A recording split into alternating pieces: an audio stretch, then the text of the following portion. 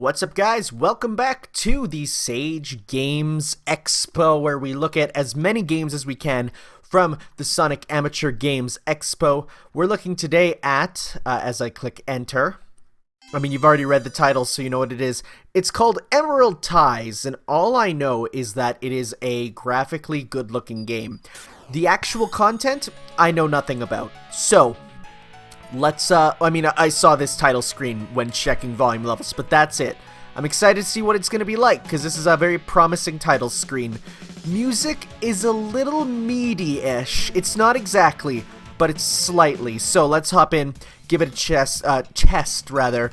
Sparkling Seaside, Relic Retreat, and Fuming Foundry. Wow, this is like the second game now where we've had, you know, like a grassy level, a relic level, and then a fiery level. Controls, do I have to click that? Am I set up? It did pop up this first time. Yeah, okay, so no, I'm all set up. That's good to go. Good for me. Whoop, that was scary. Let's hop in. Let's see how this goes.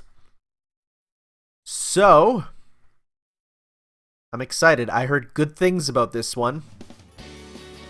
I see. Oh, woo, fancy. So let's see, what do we got? We got Insta Shield. We got jumps. We got, okay. So, ooh, that's an interesting enemy for the first little bit. Like, you know, that looks like a late game enemy almost. Alright. Very, very Green Hill. What's this? This doesn't remind me so much of Green Hill. It reminds me of one of the Sonic Advance levels quite a bit. Control-wise, really good in-air control. I like that for Sonic. You know, feels good. I feel like he might be a little slow acceleration-wise so far. I say, of course, as soon as I get the speed shoes. Can I use the shields, though? I can. Nice. Nice. This is, pretty fun so far. It feels good. It feels like what I want from a Sonic game, you know? And that was it for the first zone. Wow, I went through that super fast. Graphically, I do like it. It's not polished to an official level. Like, for instance, look at Sonic's 1 foot being off the ground. I would actually lower his placement on the ground a bit. But that's a pretty fun act, though. And the controls, again, feel good. I just feel like many games, I mean, maybe it's because we're playing as modern Sonic and I'm expecting to sort of go a little faster to begin with. I feel like his acceleration isn't fast enough. Relic Retreat Zone Act 1. So, like, I would definitely put Sonic down a bit, if that makes sense. Like, if you look at where he stands, I feel like he's floating above the ground by 1 or 2 pixels. That's a very small thing. But that's just how I feel. This song, though, what is this? It's good. I like it. Is it original? I should check the README on that for each of these, because that's, you know, that's a big thing, is checking to make sure.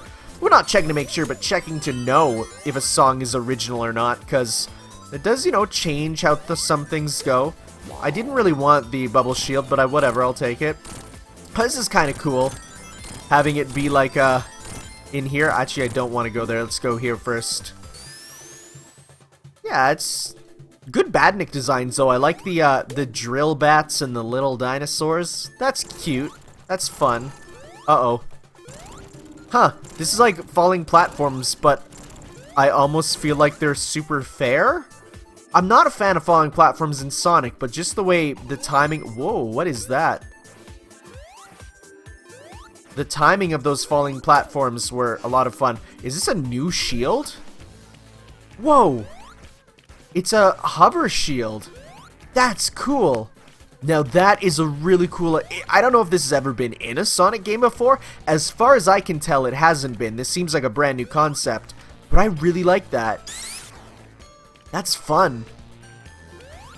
That's actually like the first power-up that I've seen from a Sonic fan game that I look at and be like, yeah, no, that seems like it could be an official canon shield, you know?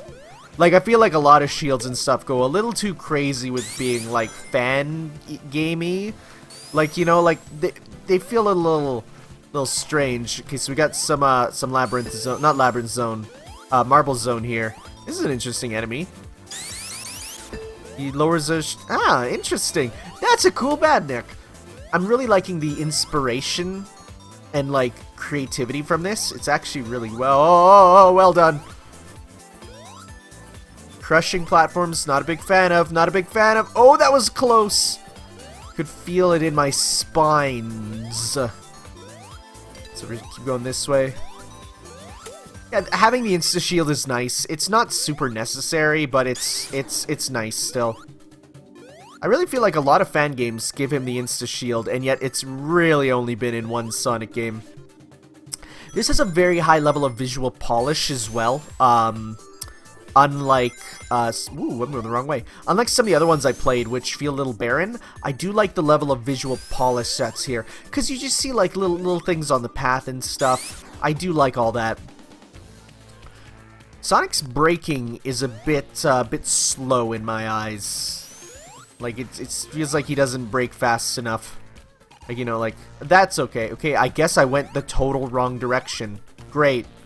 Well, I was wondering why this went from being like an easy puzzle to a hard puzzle. Or a hard puzzle to an easy puzzle. Easy to hard is how it should be.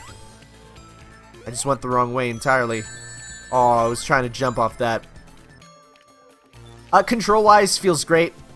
Graphically looks good. Colorful, which is good. You know, like... And I guess the big thing is just the, that's a cute badnik. Just like the fact that everything stands out, and that's what's important for fan games. Creating a coherent sort of style is good, but it's almost better to have enemies and stuff that are not the right color to the rest of the zone, just so that things, you know, stand out more. It's very well done, though. I'm enjoying this. The level layout does remind me a bit of... Again, I'm getting a big Sonic Advance vibe here, which is good because Sonic Advance is wonderful, and everyone who hasn't played Sonic Advance should, because they're like amazing games. Well, the first one is. The first one and second one I'd say are. The third one's where things start to get a little iffy in my eyes, but that's just personal preference. The Sonic sprite's good. It's you know, it's a good. Ooh, oh no, it's a good mix of classic and modern. I could see if they went for, like, this design in... Ooh, what do I do? This design in the future. You know, like, I feel like it would kind of cater to both worlds. But at the same time, there'd still be people complaining because it's not fully one or the other. Oh, jeez. Oh, jeez. Shouldn't have waited there. Okay, that was not too bad, actually. You know, I kind of screwed up there near the end, but it was fine. Cool. One more act to go. I'm really enjoying this. It's solid. That's the word that comes to mind. This is a solid demo for sure. Alright, last act. We got Fuming Foundry Zone 3 Act 1. Let's see if this factory truly is fuming. Or if it's just like they just went with the alliteration first instead of, you know, coming up with I don't know, something else. Well, I don't see much fuming so far. I expect to see some, you know. Oh, that looks like that'd be fuming. Oh, what an interest. Oh, that's a cool badnik. That's really cool. I should have gone up. I should have gone up. I guess I'm fuming in here now. Are these... Okay, those are not things you go through. What? That's such an interest... Like, this is... Man. When people are creative, it makes me happy. Good music again. You should check the README on who did it all, unless there's a credits, which would be cool. Ooh, that was fun. Got that. So I'm not gonna go left. I'm gonna go right. It is a Sonic game. I feel like the challenge is also in that just right area. You know, oh, here's an example of like using an enemy as a platform. You know, gotta have that.